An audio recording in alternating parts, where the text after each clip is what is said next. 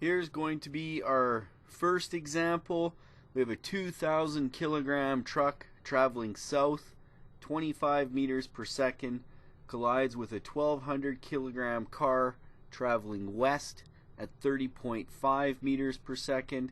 If the two vehicles move off together upon the collision, what is the initial velocity of the vehicles after the collision? Well, again, I'm going to stick with the before and after diagrams, but what we're going to do is we're going to worry about components in X and Y direction. This is not a linear collision anymore. It becomes a little bit more complicated because of it. So let's get our information down. We have a truck traveling south, so that'll be our first little diagram here. Its mass is 2,000 kilograms. And I'm going to label this as object 1, traveling south at 25 meters per second.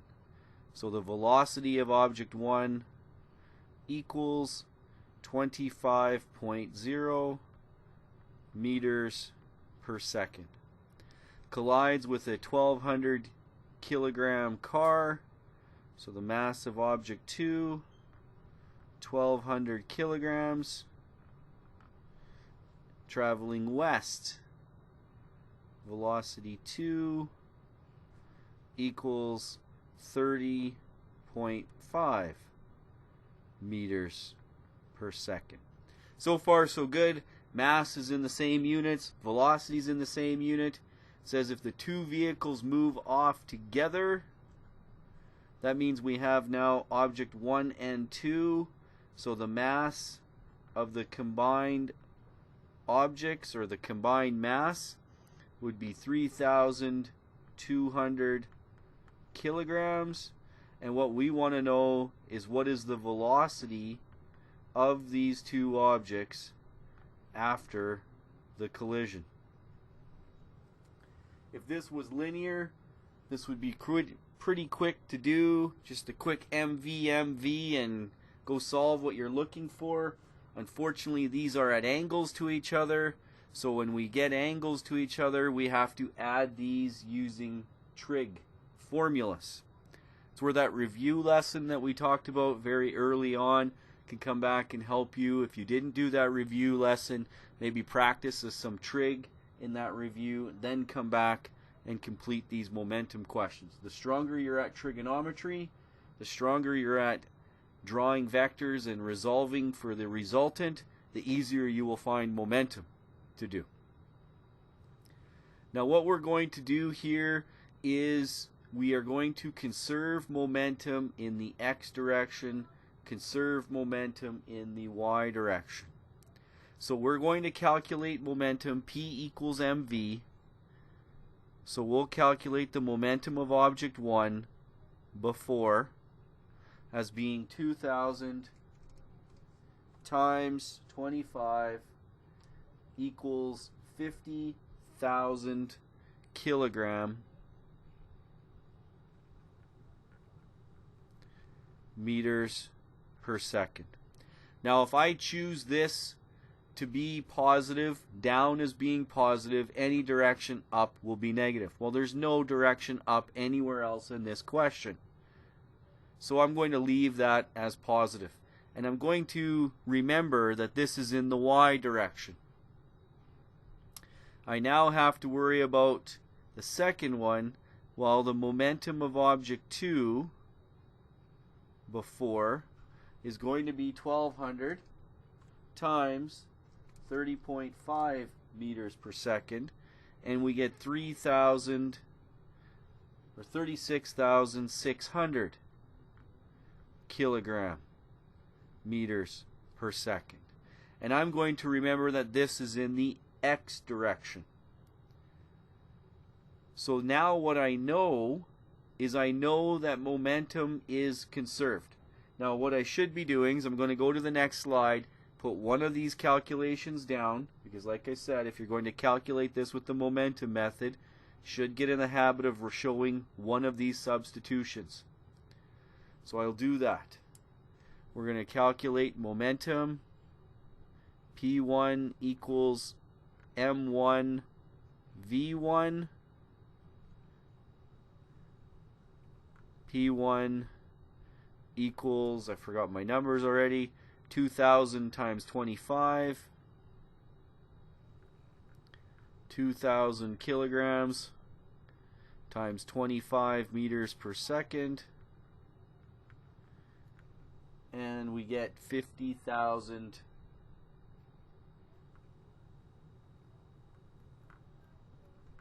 kilogram meters per second.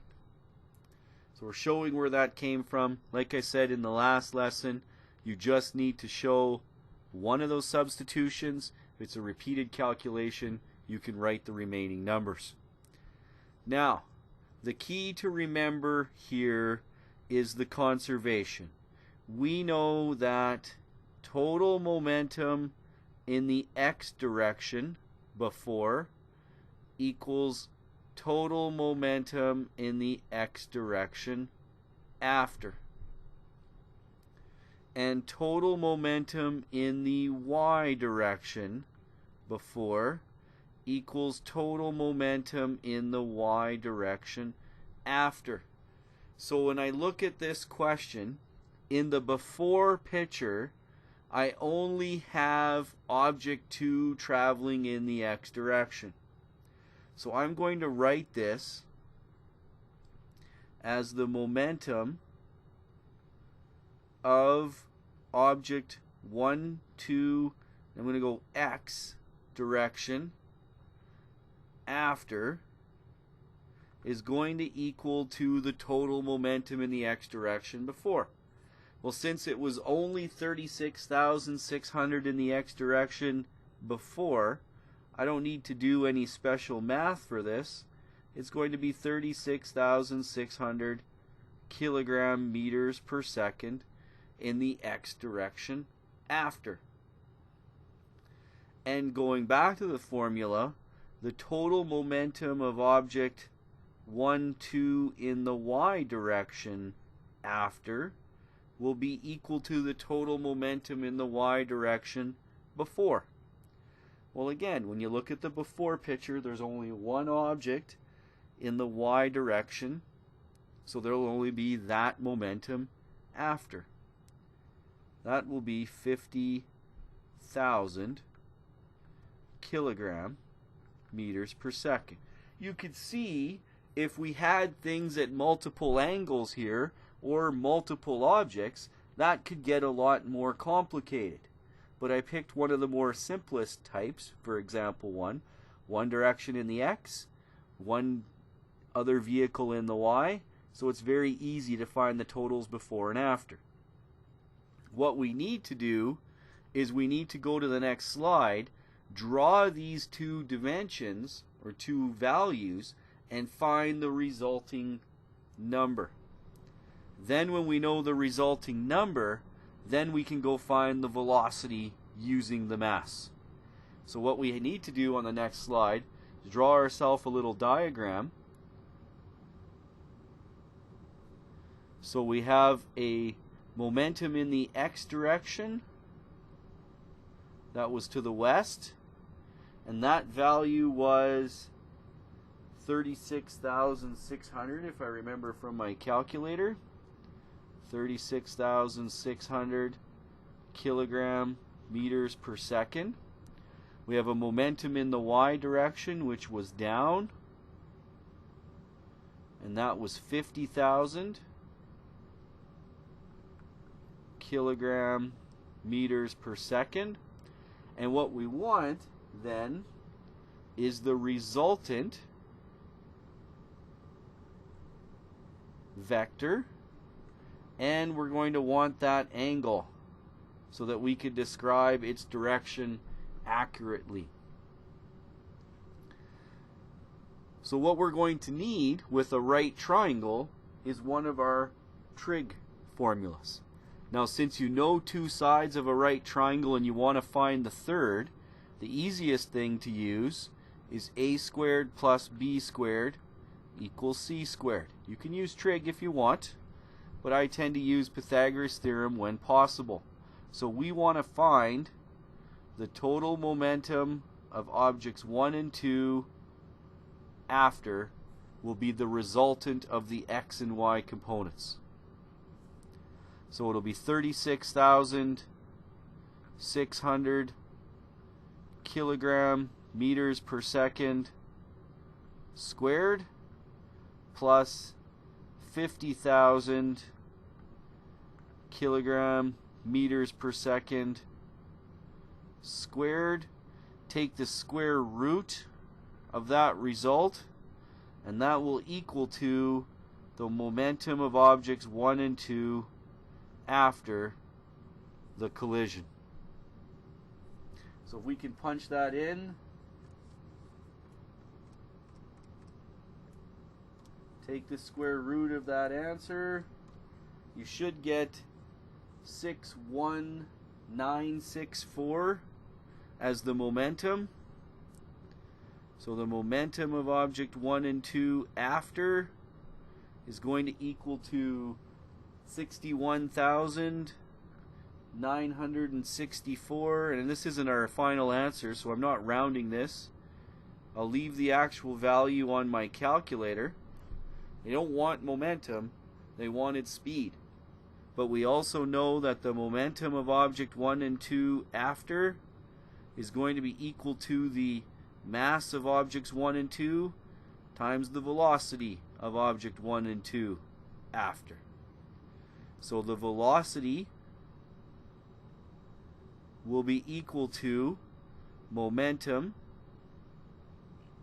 divided by mass.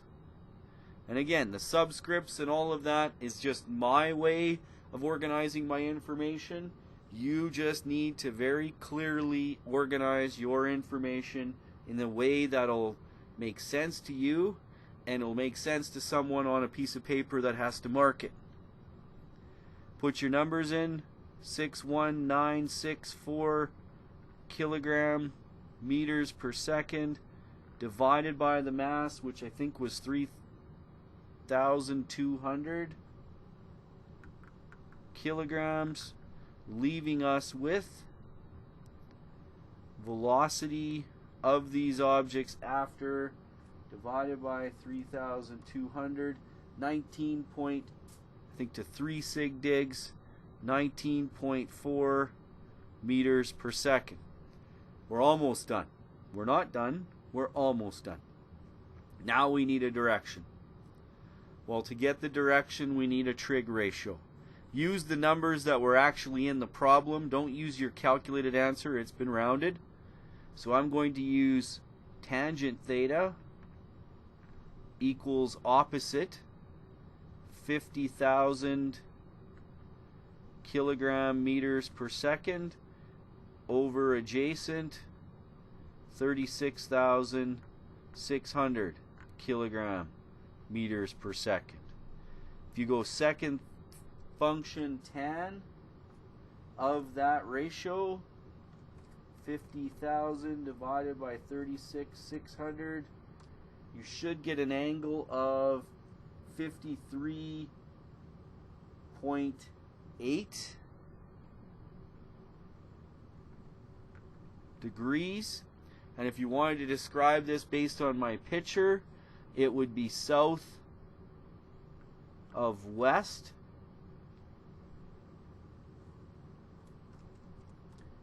If you wanted to describe this as a standard position, which I think is what I've wrote on your sheet, this is going to be in standard position 180 plus this value, so you could write it as 234 degrees in standard position as well, depending on which method you write. Remember, standard position of this angle would represent this from the positive x-axis, from there all the way to your angle. Standard positions measured from positive x. So your final answer, 19.4 meters per second at 234 degrees. You want to match the solution in your notes. This was considered to be one of our basic examples. because the momentum of the object 1 was in one direction, the momentum of object 2 was in another. You didn't have to worry about adding, subtracting any numbers. You just had to worry about carrying everything over.